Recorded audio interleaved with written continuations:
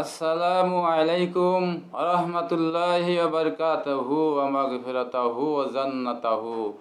সম্মানিত মুসলমান ভাই ও বোনেরা ও আমার প্রাণ প্রিয় বন্ধুরা, আমি ইসলামী সঙ্গীতের মাধ্যমে আপনাদেরকে একটি গান শোনাবো। সে নিয়মকানুন ছোটোবেলা থেকে আমি দেখতে পাই, মানুষ মুসলমান নামে নামধারী মুসলমান, কাজে কর্মে নয়, এবং দেখানো মুসলমান কিন্তু আমল করে না, কাজ করে উল্টা।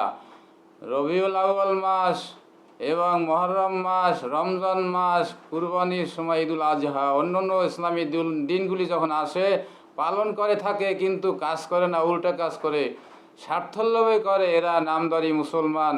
আসলে কি এরা খাঁটি মুসলমান, নাকি নামদারি এবং স্বার্থলোভী মুসলমান? আপনাদের কাছে প্রশ্ন করলাম, আসলে কি এরা মুসলমান? তাই আসুন, গানের মাধ্যমে সেটি আমি দেখতে পাই। বহুদিন থেকে একটি গান শোনাই আপনাদের।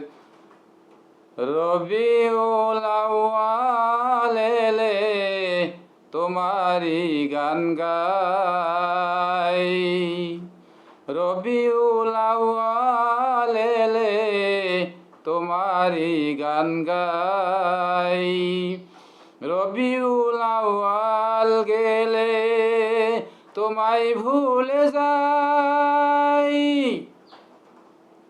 তোমার নামে ব্যানার বানাই, তোমার সিনাম ঘরে টানাই, কিন্তু তোমার সমাজ গড়ার উদ্যোগ যে নাই।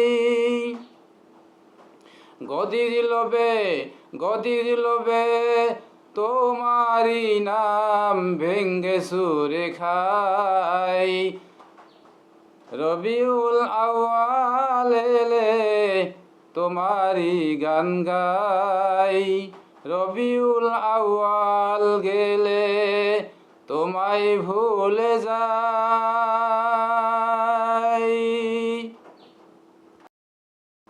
তাই ভাই বোনেরা ও আমার বন্ধুরা, আমার এই গান গাওয়ার উদ্দেশ্যটা হলো এই, শেষ জমানায় কিন্তু আমরা এসেছি। দেখা যায় মোবাইল আর মোবাইল, হাতে হাতে ছেলে মেয়ে, ছোটো বড়ো, নাবালক শিশু কথা বলতে পারে না, আসে তার গায়ে, তার হাতেও একটা টাচ মোবাইল। মোবাইল দেখলেই খুশি, আনন্দ করে। এই মোবাইলের মাধ্যমে সে পথ হারাবে, ইসলামী হুকুমগুলি শিখতে পারবে না, আজে বাজে ছবি দেখে তার মন মগজ খারাপ হয়ে যাবে। দেখা যায় পোলাপান আগে বাড়িতে আসলে মেহমান আসলে পোলাপানরা মেহমানরে সালাম দিত, কদর করত, সম্মান দিত, তাদের নিয়ে খেলাধুলা করত এবং সম্মান দিত, আর গায়ে মাথায় হাত বুলাইয়া সম্মান দিত।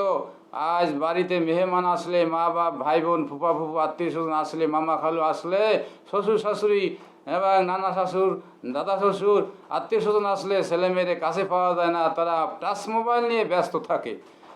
ধ্বংসের দিকে যাবে সবাই। এই মোবাইল ব্যবহার বন্ধ করুন, মোবাইল দেখুন, কিন্তু মোবাইলের মাধ্যমে কোরআন, হাদিস, ইসলামী গান, আলেম ওলামাদের বক্তব্য এবং দুনিয়ায় কোরআন হাদিস অনুযায়ী চলার চেষ্টা করুন।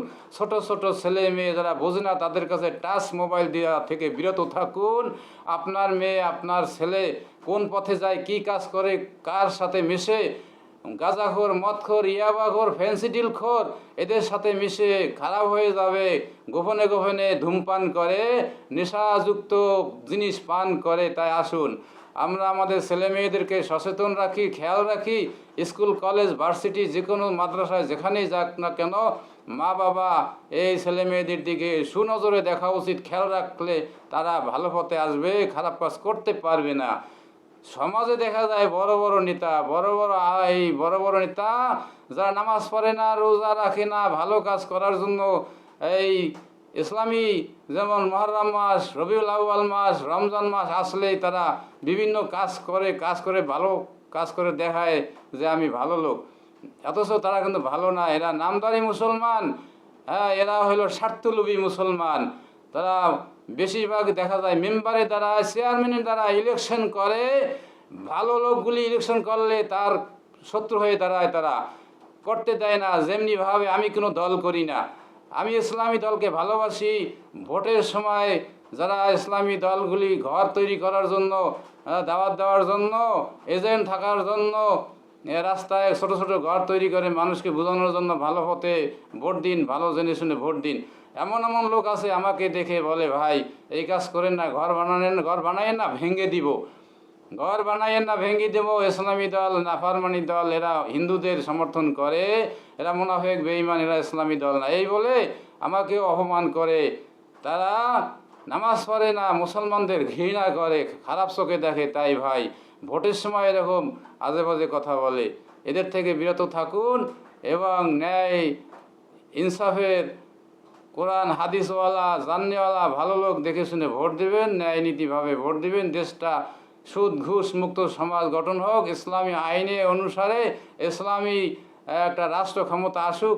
আপনি আমি এইগুলি করি, তাহলে আপনার ছেলে আমার ছেলে, আপনার মেয়ে আমার মেয়ে পর্দা সহকারে চলবে। পথে করে চললে বকাটের ছেলে মেয়েরা আজে বাজে কথা বলবে না, বলার সাহস পাবে না। এখন কিন্তু বলে, উত্তেজনা করে, খারাপ কথা বলে, বিভিন্ন কলকৌশলের মাধ্যমে মেয়েদেরকে নির্যাতন করার চেষ্টা করে।